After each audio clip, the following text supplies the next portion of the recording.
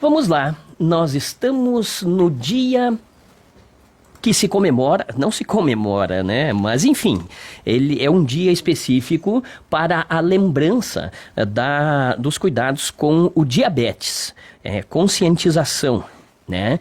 Então, o diabetes, ele deve ser cuidado desde a infância, para as crianças, para os adolescentes, né? Educar é um sinônimo de vida. E essa ação que o Lions, antes de falar sobre os cuidados com a doença, sobre alguns dados curiosos, por exemplo, em que mais de 70 mil crianças desenvolveram diabetes tipo 1. Daqui a pouco a gente fala com a doutora Carmen Albuquerque sobre os diferentes tipos de diabetes. E a ação que o Lions Club está realizando neste dia importante, eu começo com a presidente do Lions, a minha amiga Stefania Rota Kasterski. Acertei? Kesterk. Mas eu sempre Kesterk, mas uma hora eu acerto, né, Stefania? Enfim, esse dia importante de conscientização acerca do diabetes, né? Bom dia, tudo bem? Bom dia, Thiago, bom dia, ouvintes. É sempre um prazer estar aqui contigo e poder informar um pouquinho para a comunidade do trabalho que o Lions faz aqui na cidade. Uhum. Então, como você falou antes, hoje é o Dia Mundial da Diabetes e o mês passado a gente esteve aqui conversando também sobre o câncer, né? Uhum. Que o Lions está desenvolvendo uma causa por mês. O mês passado foi o câncer, então esse mês seria o mês da diabetes, onde a coordenadora dessa causa, desse projeto que a gente está desenvolvendo é a Carmen Albuquerque. Uhum. Então hoje ela veio aqui um pouquinho para nos passar um pouco mais de informação dessa doença tão perigosa e que a gente tem que dar uma atenção maior, porque até eu não tinha noção do quanto era do perigo para a saúde que é essa doença. E conversando assim com a Carmen e com outras pessoas, a gente fica sabendo como a gente tem que se prevenir disso. É muito importante a comunidade e a população saber de algumas coisas que ela vai passar hoje. Doutora Carmen, uma satisfação tê-la aqui na nossa programação para falar sobre essa doença que muitas vezes é silenciosa, né? Bom dia, tudo bem? Então, em primeiro lugar, um bom dia a todos os ouvintes de Espumoso e da região. E o nosso propósito hoje aqui é trazer alguns esclarecimentos para que as pessoas se conscientizem do grave problema que é o diabetes na vida do brasileiro, o impacto econômico que tem no nosso sistema público de saúde e como essa doença, né, tem levado assim a sequelas, a consequências extremamente graves. Uhum. E uma vez nós sendo diabéticos, nós só nos salvamos pela educação. Porque o diabetes ele depende basicamente diagnóstico, tratamento e autocuidado. E é aí que entra o papel da pessoa que tem o diabetes e que espera ter uma vida longa sem sequelas, né? Um envelhecimento né, com qualidade de vida e que não tenha que ser, né, ficar imobilizado e ser cuidado por um segundo componente da família. Porque isso tem um impacto econômico muito grande. Inclusive, se alguém teve oportunidade de ver que houve um encontro em Porto Alegre no final de semana, que falava justamente qual é o impacto do diabetes no PIB brasileiro. E aí os estudos apontam que até 2030, então é daqui uns dias, nós teremos um impacto de 10 milhões de dólares no PIB brasileiro em função daquelas pessoas que possuem a doença terem sequelas graves que a retiram do mercado de trabalho, que a impedem de trabalhar e ainda exigem uma segunda pessoa para fazer esse cuidado e atender essa pessoa.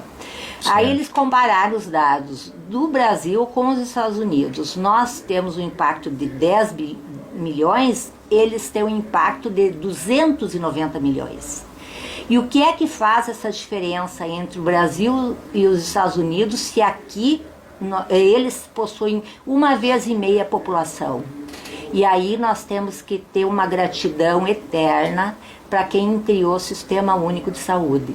Porque nós temos um sistema único, público de saúde e eles não têm. Então nós temos a capacidade de ser diagnosticado mais cedo, ter um acompanhamento, medicação e todas essas equipes multidisciplinares que as secretarias municipais instalam no Brasil todo.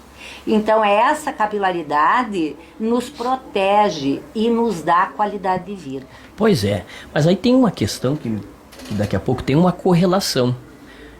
Se os americanos têm um índice alto de diabéticos, a senhora levaria esse dado para a alimentação deles ou para a quantidade de pessoas, de população? Eu não tenho essa resposta absoluta para ti. Mas sabe por que eu me questionei? Porque o americano, o modelo de alimentação americana, ele é de tudo pronto. É o fast food. Com certeza, isso né? Aí tem, nós vamos chegar lá. Ah, então nós vamos chegar lá. Então eu vou partir do princípio. O que significa diabetes? Diabetes, a palavra diabetes significa sifão. E o que é um sifão? É a passagem da água de um ponto para outro.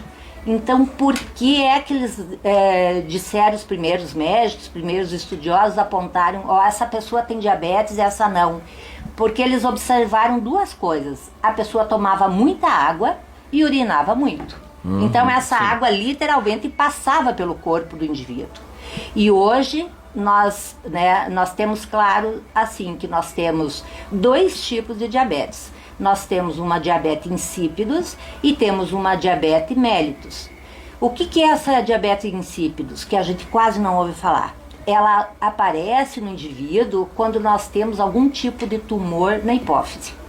Então é o local onde está centrado o nosso sensor da sede e por outro lado nós produzimos o hormônio antidiurético. Então, se nós temos problema na hipófise, né, que é a nossa glândula central do cérebro, nós vamos ter muita sede e vamos urinar muito. Então, isso é um caso específico que vai ser indicação normalmente cirúrgica. Um segundo momento, que é o diabetes mellitus, e o diabetes insípidos é como diz o nome, sem sabor. Então, a urina não tem glicose. Né? Nós vamos ter uma urina extremamente diluída, sem sabor. Ela não é o problema da glicose, né? É o controle renal, da eliminação da água. Agora o diabetes mellitus, que vem de mel, de doce, ela nos traz outro problema. Então a pessoa tem sede, produz muita urina, tem muita fome, né? Então são outros caracteres que vão definir e esse aumento da glicose é o parâmetro que vai dizer se a pessoa é doente ou não. Então é uma doença que depende de um parâmetro só, que é a glicose, os níveis normais de glicose no sangue. Então se eu tenho de 70 a 99, eu sou uma pessoa com índice glicêmico normal. 70 a 99, para quem está nos ouvindo, e quem é diabético sabe, é a quantidade de açúcar no sangue. Isso aí. O diabetes, né, é o elemento químico, é a molécula que vai determinar, né, a nossa saúde metabólica em relação ao diabetes. De 100 a 124, nós somos pré-diabéticos. Alguns autores, e principalmente os americanos, eles empurram um pouquinho para cima, às vezes até 140. Mas eu vou colocar pelos índices que nós acompanhamos na nossa relação do dia a dia. E a partir de 125, né, nós vamos ter índice glicêmico maior, então nós vamos ser diagnosticados com diabetes quando nós tivermos alguns exames adicionais. Então nós vamos fazer o controle da hemoglobina glicada, que é um índice muito importante para o diabético, porque essa glicose vai estar dentro do glóbulo vermelho. E o glóbulo vermelho, para a mulher, ele tem uma sobrevida de 3 meses e para o homem até 4. Então, em 90 dias, 120 dias, você vai ter uma ideia, o médico vai ter uma ideia uma de média. como se comportou a tua glicose durante esse tempo, se o teu tratamento está fazendo efeito ou não. O ideal, nós termos sempre abaixo de 6%. Mas o diabético abaixo de 7 é excepcionalmente bom, né? E índices maiores já é um mau controle e, por sua vez, um mau controle vai levar a médio e longo prazo a sequelas. Como que nós vamos classificar essas diabetes? As crianças e os jovens normalmente têm um diabetes tipo 1 e os adultos normalmente têm um diabetes tipo 2. E o que é que faz essa diferença? O diabetes tipo 1, normalmente ele tem um índice hereditário importante. Então, se o pai ou a mãe, né, você vem de uma família de diabéticos, você pode desenvolver o diabetes. E aí entra o cuidado materno, né? Então a mãe vai ficar grávida, nós temos pelo nosso sistema de saúde um acompanhamento mensal das grávidas. E assim o Dr. Maurício Silveira, aqui em Espumoso, faz um trabalho excepcional de cuidado das grávidas, né, do município. E assim a gente tem que, né, como sociedade, a gente tem muita gratidão a ele. Porque esse trabalho é muito importante. Então, porque uma mãe bem cuidada, ela vai vai colocar na sociedade uma criança com bom índice de saúde, porque quando as mães têm rubéola, têm citomegalovírus, elas têm uma expectativa de esses vírus causar lesões nas crianças, porque o sistema imunológico sofre ruptura, digamos, e essas viroses podem desenvolver um diabetes tipo 1 na criança, porque essas viroses fazem o nosso sistema imunológico desenvolver anticorpos contra o próprio corpo. E um dos órgãos que pode ser atingido é o pâncreas, que é onde estão as células beta pancreáticas lá, que são as produtoras de insulina. E por que essa relação é importante? Hoje nós temos uma preocupação com a volta do sarampo, crianças que não estão fazendo a vacinação de forma adequada. Então, quando você faz a tríplice vacina lá, difteria, tétano, coqueluche, a coqueluche está voltando. Então, coqueluche, o vírus da coqueluche, o vírus do sarampo. E agora os estudos estão mostrando que crianças que tiveram Covid também precisam ser bem observadas. Então isso é importante para nós, porque elas podem vir a desenvolver essa autoimunidade. E o que significa para uma criança ter o seu pâncreas não produzir insulina? Porque a insulina, nós aprendemos que ela tem uma função energética, ela vai levar essa glicose, nós vamos nos alimentar, esse alimento vai fazer o processo digestivo absorvido, vai para a circulação e ele precisa chegar até as nossas células para nutrir o corpo, para a gente ter energia para o trabalho, para a escola, para as atividades físicas e intelectuais. Ponto.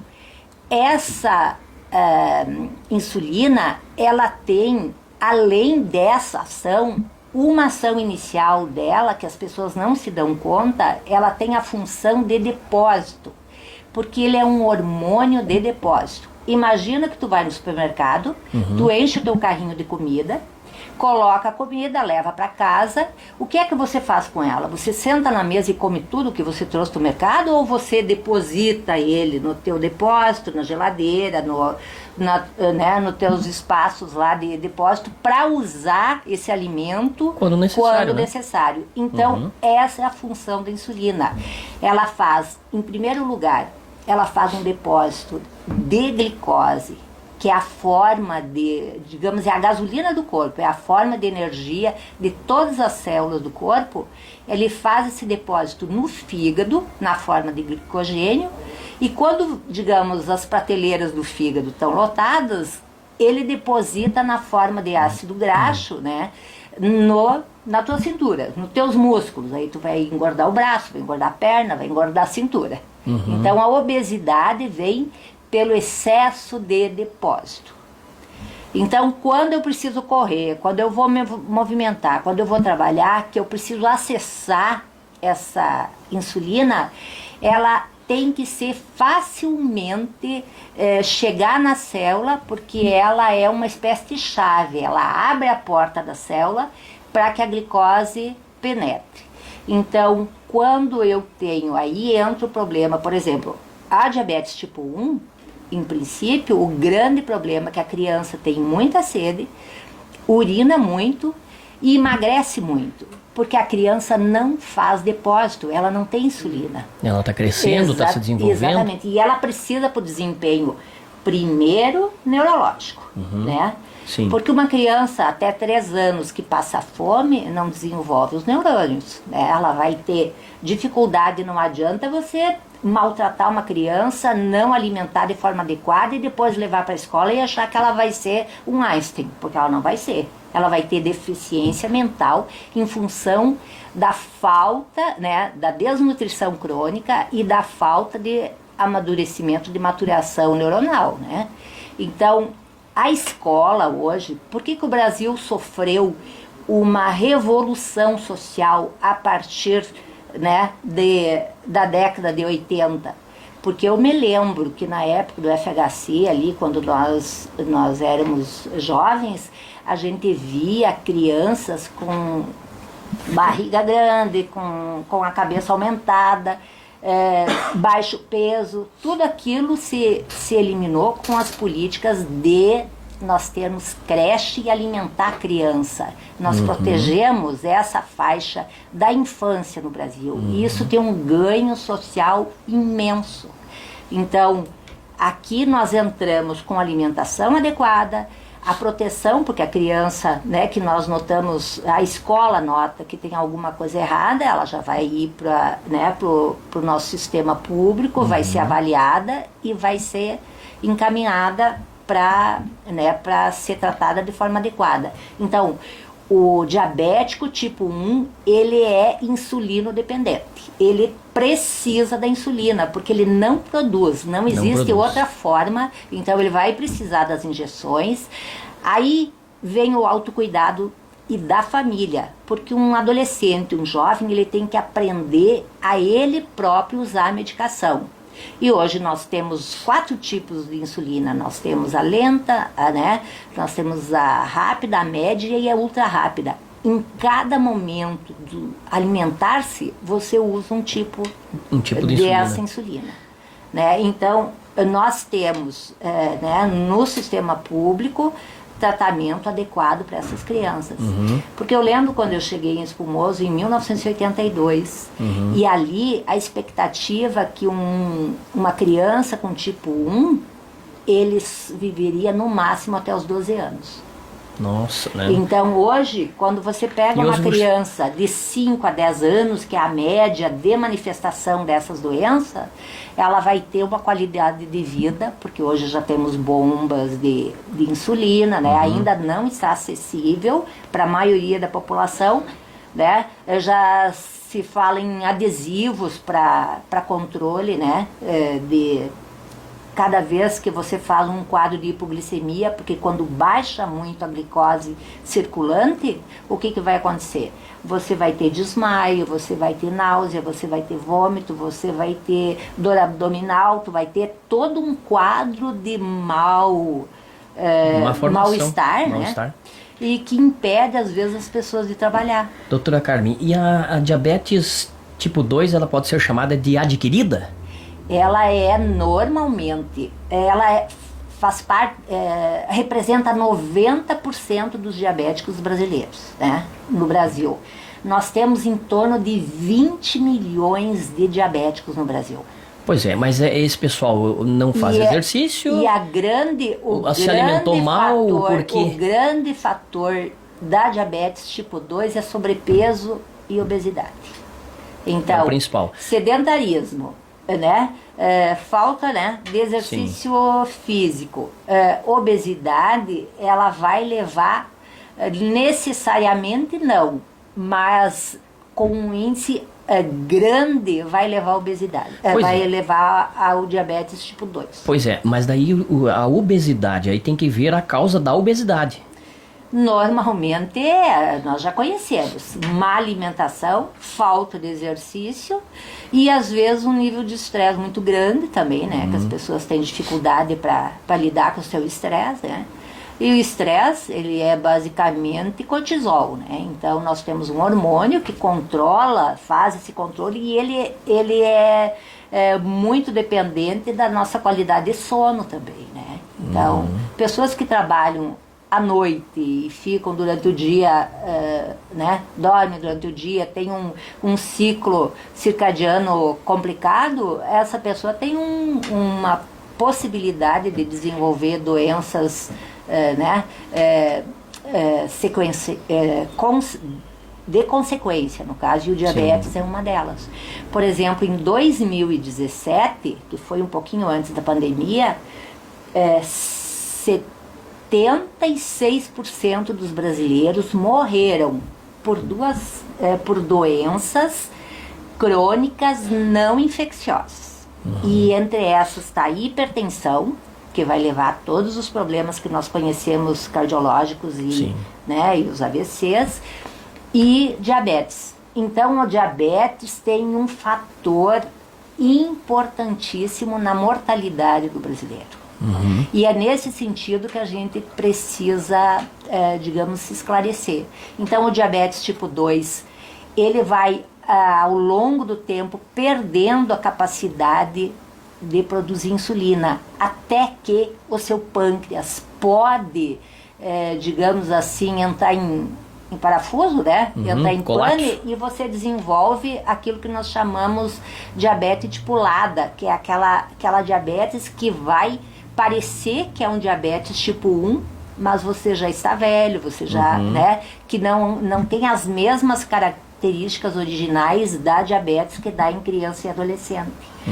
E ele também vai te fazer depender totalmente da insulina. Da insulina. Justamente. Vai ter que fazer a injeção.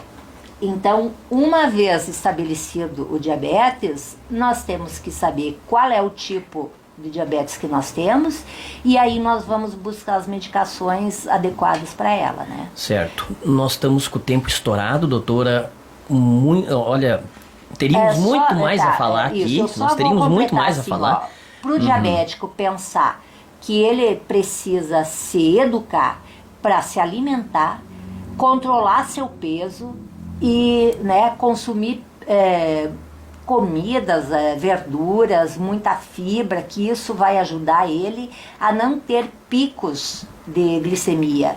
E isso vai, ao longo da doença, né, impedir que ele tenha sequelas, que são lesão de rim, lesão dos olhos, neuropatias, né, lesões cerebrais, que hoje nós já estamos, a medicina ainda não qualifica como diabetes tipo 3, mas ela está totalmente ligada ao Alzheimer. Então, o nosso futuro está em fazer uma boa condução. E nós podemos produzir insulina, mas nós podemos fazer resistência a ela. E essa resistência está diretamente ligada à obesidade. Então, quanto mais controle de peso, mais fácil a gente tem de manter os controles glicêmicos. E a gente não pode esquecer do pé diabético, que são, né, microangiopatias assim periféricas. Nós vamos ter problema de pele, né, feridas que não cicatrizam. Então, o diabético tem que ser o indivíduo mais limpo da comunidade, porque ele tem que se proteger de qualquer tipo de infecção, porque ele tem mais dificuldade para lidar com a, né, com essa cura, com a autocura dessas infecções. Então, o coração, os rins, os olhos, né, são uma preocupação muito grande de todos. E nós não temos, né, não queremos fazer amputações né, e ter uma qualidade de vida piorada. Então, em princípio, todo diabético tem responsabilidade sobre a sua vida e a vida econômica da sua família. Porque quando eu não faço esse autocuidado, automaticamente eu não colaboro, inclusive com o nosso sistema público, claro, que nós certeza. não podemos, né, onerá-lo, que nós temos limites também. Então, em princípio, em nome do Lions Clube de Espumoso, agradeço a oportunidade, espero que as pessoas tenham assim a consciência, né, que uma vez diabético, sempre diabético, que nós ainda não temos a cura para essa doença, né? Se espera, os chineses dizem que, né, saiu na China essa Estão semana, próximos. né, saiu na China essa semana que eles reverteram diabetes tipo 2, então vamos esperar que a ciência traga isso para nós, mas por enquanto nós não temos disponível, então temos que procurar não ficar no cego, não perdermos nos nossos membros, né? Certo. E não morrermos do coração, porque inclusive as doenças que mais matam espumoso é problema cardíaco e problemas vasculares, né? Então são as duas causas de morte, que são as duas que estão computadas no risco diabético, né? Certo. Então, em princípio é isso. Muito obrigada. Doutora, muito obrigado por compartilhar isso com a gente. Em outra oportunidade nós vamos abordar melhor esse tema, ou com mais tempo esse tema, porque é importante, né, nós darmos qualidade de vida para a nossa comunidade, ou pelo menos para o nosso ouvinte, que eles consigam se cuidar. Para a gente finalizar, 1 minuto, Stefânia, a gente tem ainda, me fale sobre a programação do Lions. Como é que o programa, o que vai ser feito? Qual é a ação? Tá, então só para finalizar, semana que vem a Carmen e as meninas do projeto do diabetes, eles vão fazer uma palestra para uns alunos do Colégio Afonso Espada, e na quinta-feira para os alunos do Clemente Pereira. Perfeito. Então, assim, eles vão, a ideia delas é justamente atingir as pessoas mais novas, para que essas possam também propagar para a família, para a comunidade, a importância de cuidar para não ter o diabetes, né? Perfeito. Muito obrigado, agradeço a participação. Isso. E só assim um complemento, lembrar sempre que todo diabético que faz uso da medicação, preste muito atenção na orientação que o médico dá, porque normalmente eles levam o medicamento para casa e usam de forma errada. Então, porque se nós fizermos o uso do medicamento nos horários inadequados, ele não vai atingir o objetivo que se propõe, né? Então, muito obrigado e todos tenham um bom dia e um bom final de semana. Ok, vamos